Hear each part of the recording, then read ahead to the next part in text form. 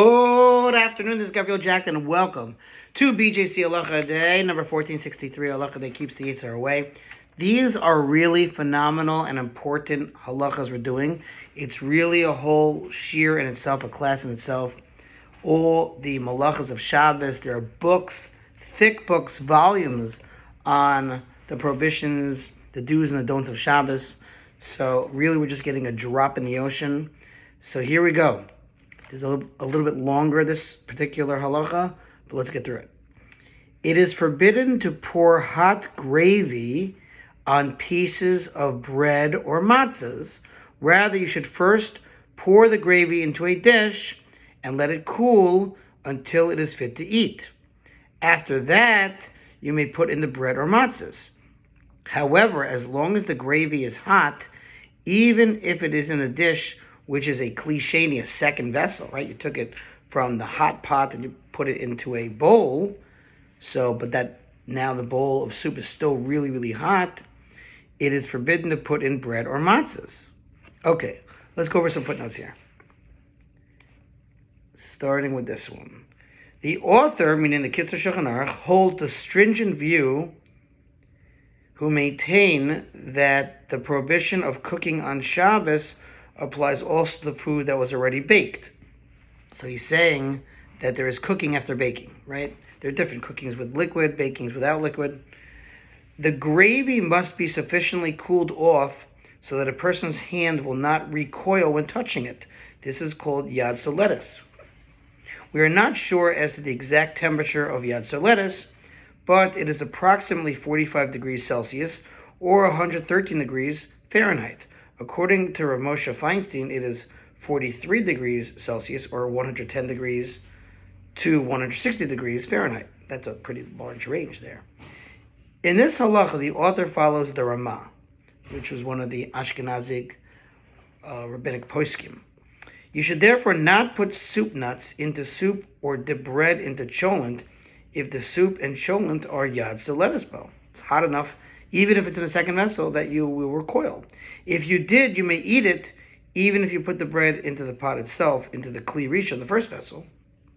Okay, well, let's continue here.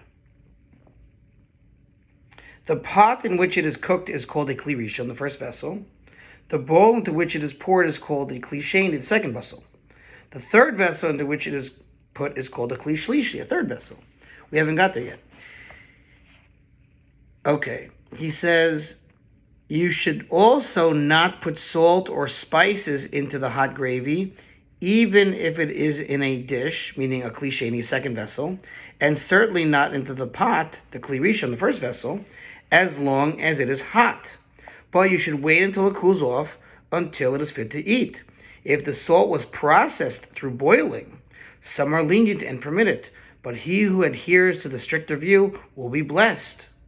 Likewise, you should not pour hot coffee or tea into a cup that you wish to drink from it if it contains sugar. Rather, you should first pour in the coffee or tea and then put in the sugar. When there is a necessity, you may be lenient.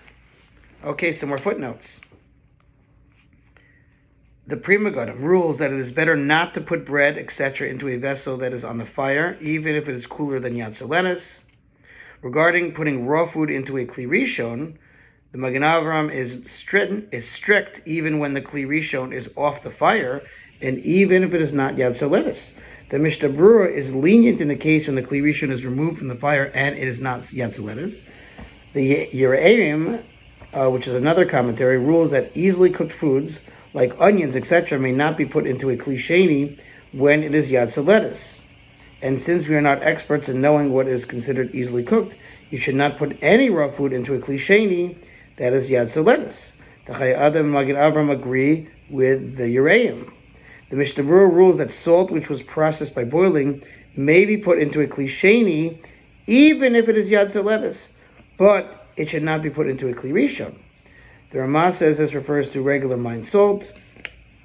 The reason is that since sugar is usually eaten in its dissolved state, it is not considered thoroughly cooked until it is dissolved, and thus you are cooking it by pouring in the boiling water. According to Siddur Hatanya, the reason is that sugar dissolves before it cooks, and therefore has the law of a liquid, which even when previously cooked, may not be recooked. The idea of yesh beshach achar beshel, there's cooking after cooking. This reason may apply to salt processed through boiling, and probably is the reason why the Yetzer Hara is stringent regarding salt. If you already did it, you may drink the tea or coffee, even if it is not necessary, meaning you can make another cup of coffee or tea, since some rabbis permit it even initially, so that's why we let you get away with it if you messed up. Thanks for listening. That was a long one, but an important one to sponsor future halacha. 36,100 for the gold. See you tomorrow.